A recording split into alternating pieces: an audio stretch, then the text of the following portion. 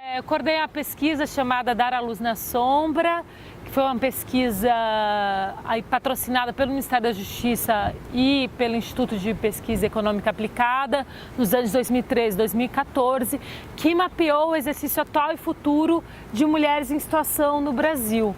Nessa pesquisa, a gente mapeou o que eu falo que foi o melhor do sistema prisional brasileiro, que eram os estados, alguns estados brasileiros que tinham uma política específica para as mulheres, que é uma coisa recente na nossa história.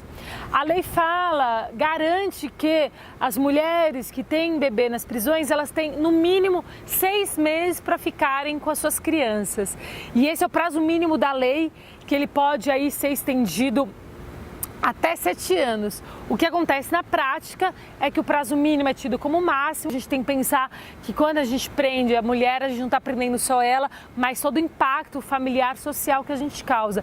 Então, para a gente pensar de uma forma menos punitiva, aplicar outros meios para que a gente tenha aí menos impacto nessas famílias e menos impacto na vida dessas mulheres. Tem de consequência, né, que a gente chama de talvez dois estágios, um que é a hipermaternidade, porque essa mulher ela precisa estar, ela normalmente quando está na prisão ela está 24 horas com esse bebê, então ela não consegue ter outro tipo de coisa, né? Às vezes a gente fala sair, ela fala às vezes, nossa, eu na minha casa quando eu fui mãe, em liberdade, eu saía para pregar roupa no varal. Eu saía para poder tomar um banho, então elas têm a responsabilidade de 24 horas com essa criança e de repente esse laço é cortado abruptamente e ela passa a não ter nenhuma relação com essa criança. Então a longo prazo, no momento que ela sai, tem a possibilidade de reencontrar essa criança, que muitas vezes também ela vai para abrigamento, essa mulher nunca mais encontra esse filho, mas quando ela tem a possibilidade de reencontrar, ela às vezes não tem a relação maternal com essa criança, ela tem outro tipo de relação, porque essa criança ficou sob os cuidados de outros familiares. A gente fala que é uma pena para a vida, né? Porque o impacto que tem aí na relação mãe-filho é um impacto para sempre. Eu acho que são várias falhas do Estado. A primeira é prender gente desnecessariamente.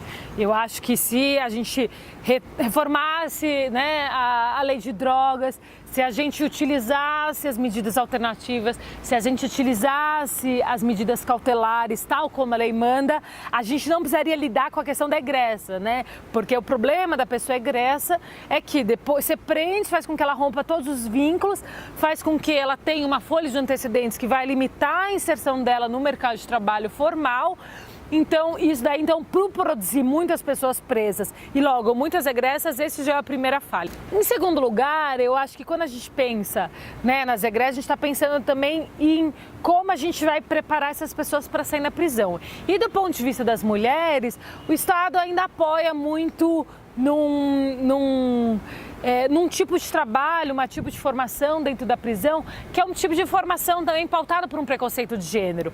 Então, quer dizer, que tipo de cursos a gente tem dentro da prisão? A gente não tem o acesso à informática, um curso, né, que possa dar potência a essa mulher, mas a gente tem muitas vezes os cursos ligados aí às atividades manuais, às vezes até a cabeleireiro, né, não desmerecendo as profissões, falando que as mulheres não podem fazer, mas também esses cursos e esse tipo de perspectiva eles reforçam estereótipos de gênero, né? Achando de qual profissões que elas deveriam trabalhar. Então aí no bordado, todos esses trabalhos manuais que quando ela sai não dão possibilidade a ela. E eu acho que o terceiro ponto em relação às egressas é a questão, né, de não cumprir a lei de execução penal, por exemplo, quando ela fala do patronato. O patronato é uma instituição fantasma, que desde a LEP é de 1984 e ele não existe de forma geral no Brasil, que seria esse espaço para que a pessoa pudesse ter convênios com algumas empresas, pudesse ter um auxílio psicológico, de serviço social para acompanhar a saída dessa mulher. Então essa é uma instituição fantasma que não existe na lei. E além disso, como a gente tem o grande problema dos antecedentes e a própria entrada no mercado de trabalho formal já é difícil de forma geral.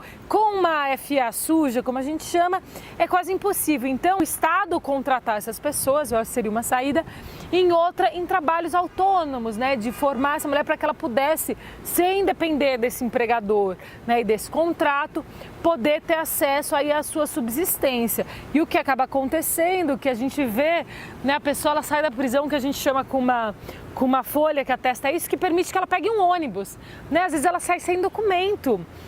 Às vezes, para ela conseguir um RG, um CPF, que é tudo para ela voltar a exercer a cidadania, quer dizer, ela não tem onde procurar isso, né? E o patronato, que é um órgão previsto na lei, serviria para isso. O Estado ele falha desde quando ele prende desnecessariamente, depois durante a prisão e depois quando ele solta, que não dá nenhum apoio. Então ele falha aí em todas as etapas.